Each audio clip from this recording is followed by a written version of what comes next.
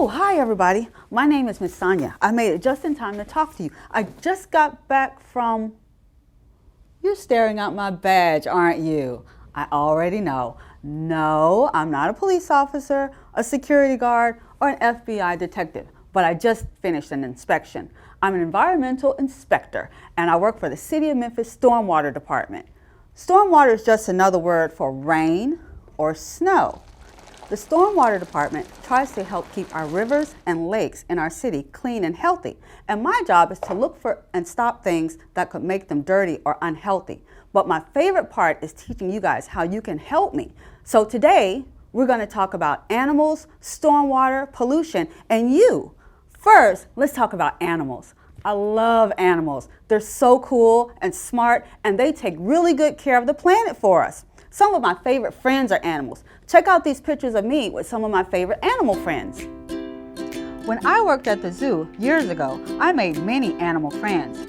Here is my horse friend, Bobi, my llama friend, Rusty, my gorilla friend, Koga, my elephant friend, Tyranza, my family of lemur friends, and my cat and dog friends, Jasmine and Schubert. I have many animal friends, and I always try to keep them clean, healthy, and happy. Oh, hi, Cheryl. Look, everybody, it's my friend, Cheryl Squirrel. Miss Sonia! Miss Sonia! Check out my pet. This is my pet rock. Its name is Enroll. It's healthy, clean, and happy! This is your pet rock Enroll? Yeah, my pet. Rock, Enroll. You can rub it if you want to. It won't bite. Thanks, Cheryl. But you know your rock is a non-living thing, right? What do you mean? What's a non-living thing? Well, there are living things and non-living things. To know the difference, you have to ask these questions. Does a rock move by itself like these animals? No! Does a rock eat like these animals? No! Does a rock grow like these animals? No! Does a rock make babies like these animals? No! Does a rock make waste like these animals? Living things can do all of these things. Non-living things cannot. Animals and plants are living things. Your rock doesn't really do any of these things. So it's a non-living thing, just like you, because you're a puppet. You mean I'm a non-living thing? Yes, Cheryl, and you're a great puppet friend. Okay. Thanks, Miss Sonia. Come on, Enroll. Let's go play. I'll race you down the hill. Bye, Miss Sonia. Remember how I said that animals are living things? Well, all living things need water. Plants, animals, even you need clean water to stay healthy and happy. So my job is to try to keep our rivers, lakes, and streams healthy for everybody. Do you know where our water comes from to make the rivers and lakes and streams? No! It comes from the Great Water Cycle. Watch this. The water cycle is the planet's way of recycling our water over and over again. The sun starts the whole thing. It warms water from plants, trees, lakes, and oceans to change the water into gas or water vapor. The water vapor is light enough to rise through the air. In the water cycle, this process is called evaporation. When the water vapor rises higher where the air is cold, the water vapor changes into clouds. This process in the water cycle is called condensation. Then, when there's too much water in the clouds, the rain or snow falls from the clouds. This process of the water cycle is called precipitation. Now, there are two types of water cycles, a natural water cycle and an urban or city water cycle. In a natural water cycle, rain or storm water falls onto the ground and is clean and healthy. The storm water falls on the grass and infiltrates into the ground. The ground is a permeable surface, which just means that water can soak into the ground.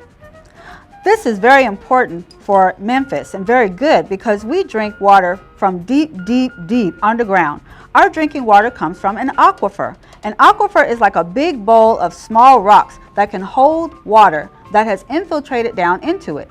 Our aquifer is called the Memphis Sands Aquifer, and it's like a big bowl of really, really, really, really old dinosaur water.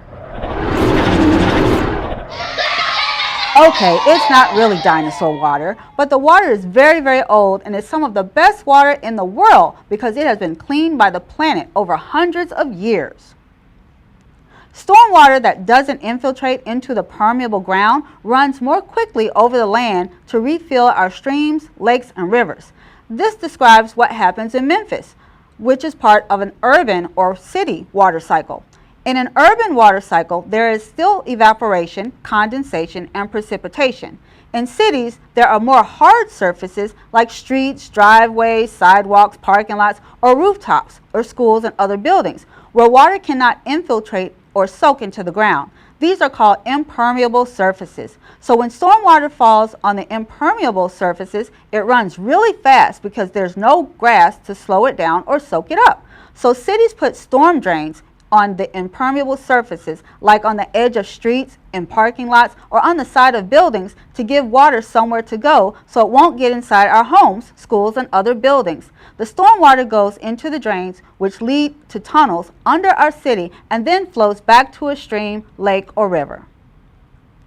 So in a natural water cycle, rain falls on permeable surfaces, soaks into the ground, and more rain runs slowly over the land back to streams, lakes, and rivers. But in an urban water cycle, rain falls on hard, impermeable surfaces that does not soak into the ground, and rain runs really fast over the hard surfaces into storm drains with tunnels that go under the city and back to the streams, lakes, and rivers.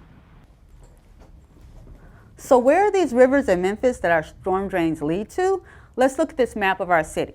Here is the Mississippi River on the left. It's the biggest river in our country, the United States of America. Now you gotta say Mississippi like me so you'll remember it. The Mississippi. Now, here is the Loosahatchee River at the top. Loosahatchee. Don't forget the hatchie when you say it. And now here is the Wolf River. The Wolf River in the middle. And finally, this water body at the bottom is the Nonconnah Creek. And you got to say it with pride, the Nonconnah. Okay, good. Now, let's name all of them together. The Mississippi, the Loosahatchee, the Wolf River, and the Nonconnah. To keep our rivers clean and healthy, only rain should go down the storm drain. The water cycle happens all over the world on many different landscapes and even in the ocean. This is a model of a watershed. A watershed is just an area of land where storm water, like rain or snow, falls on the land and drains to a river or lake or ocean. We're going to pretend that this is our city of Memphis. We've got a farm on the ground ready to plant seeds. Some houses in a neighborhood, maybe on your street. A school, maybe your school. A golf course for people to play golf on. A construction site with people, they might be building a store. We've got a large hill with trees and cars on the road and two rivers that run to a bigger river here at the bottom. We're going to pretend that this is the Wolf River here, and this is Nonconnah Creek here, and this is the Mississippi River here. People and animals live in Memphis. Let's look at the animals. I see. I have some ducks.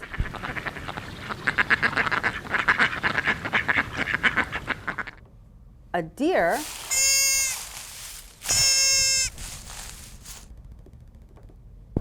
A fish.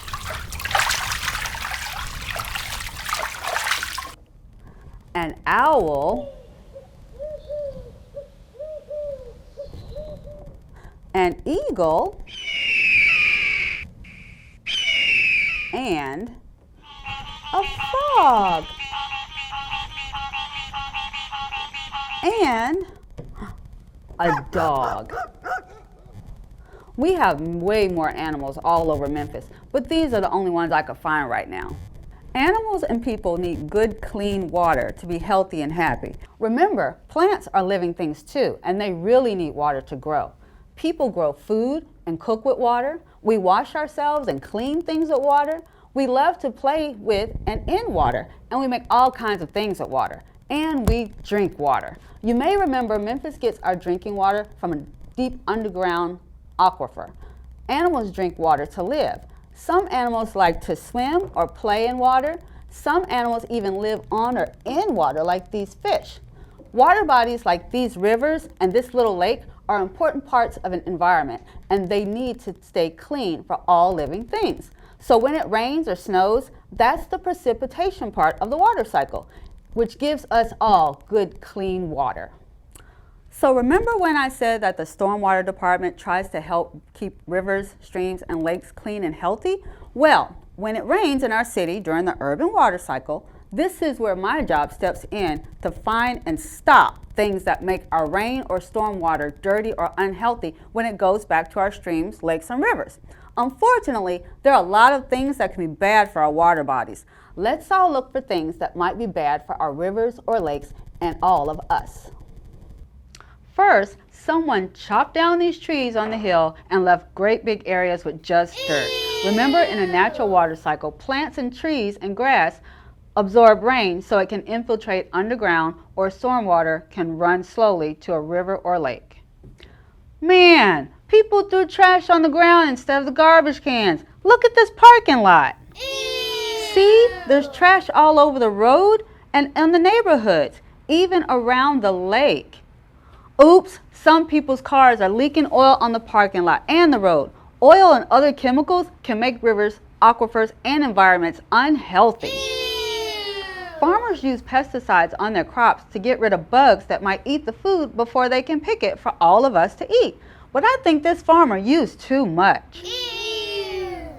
People use fertilizers on grass to make it grow pretty and green, but sometimes they use too much. Look, they use too much fertilizer on the golf course and on people's yards in the neighborhood. Did you see that people are letting their dogs run loose, and the dogs are using the bathroom everywhere, and no one is picking it up to put it in the garbage cans like they're supposed to? Uh-oh, the construction site got more dirt all over the road. That's a lot of dirt. All of this is what we call stormwater pollution and can make our rivers and lakes and environments dirty and unhealthy. Let's check out our watershed model as it rains and see what happens. Oh, here comes some precipitation now.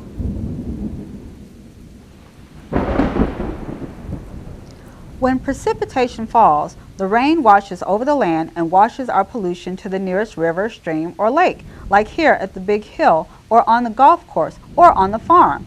In our city, stormwater washes pollution along the streets into our storm drains. We call this stormwater pollution.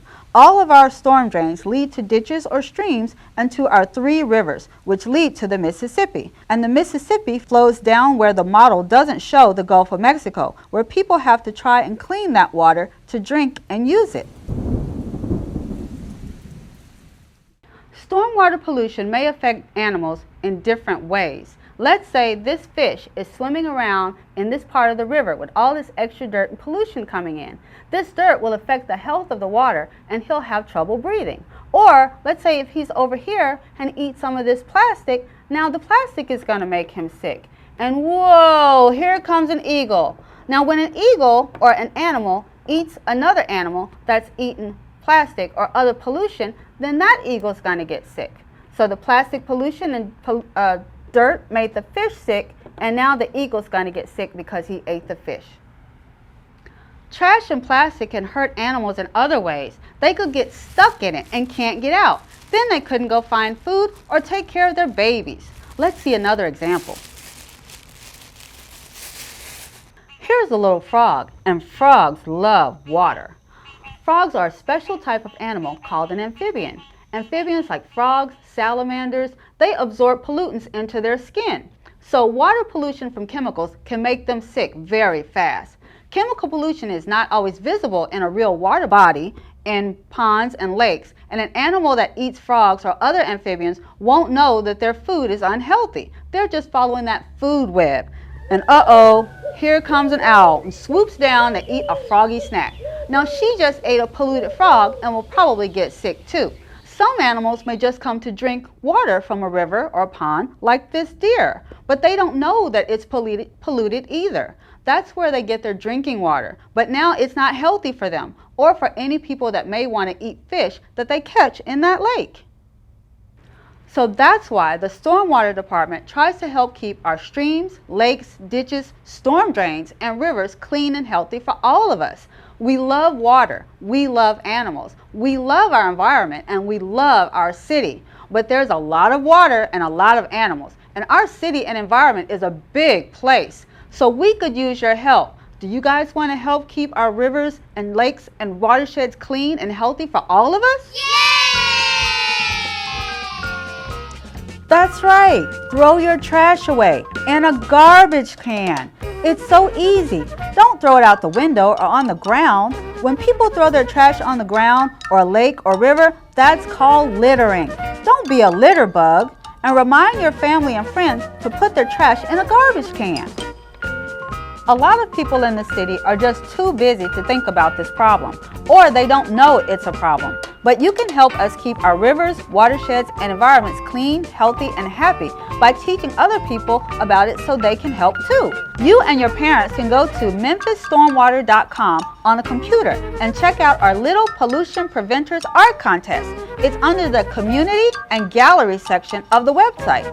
Draw a picture of an animal that lives around the Memphis rivers, not at the zoo, and show how it gets hurt or sick from stormwater pollution, just like what we saw today when we were playing with our watershed model environment. And send it to us. Have your parents help you with the rules.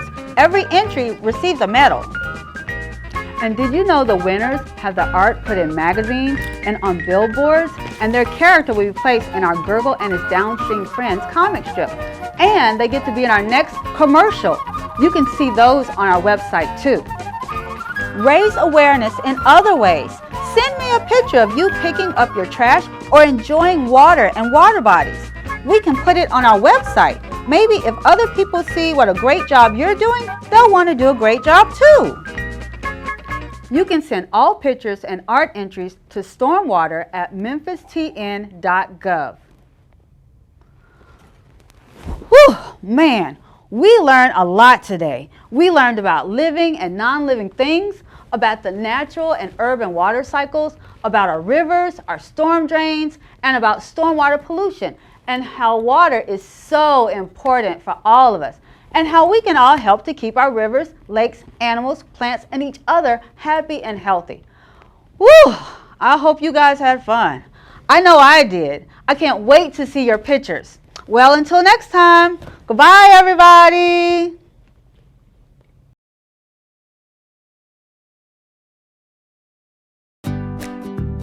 I am Maida. I live in Memphis. I'm Oscar. I live in the river. My very sad river, full of litter. Why is the river full of nasty litter? The litter comes to the river from the storm drains in our city. Keeping pollution out of storm drains will keep my river healthy. I do not want nasty pollution in my river. We should not litter. Go to MemphisStormwater.com and adopt a storm drain.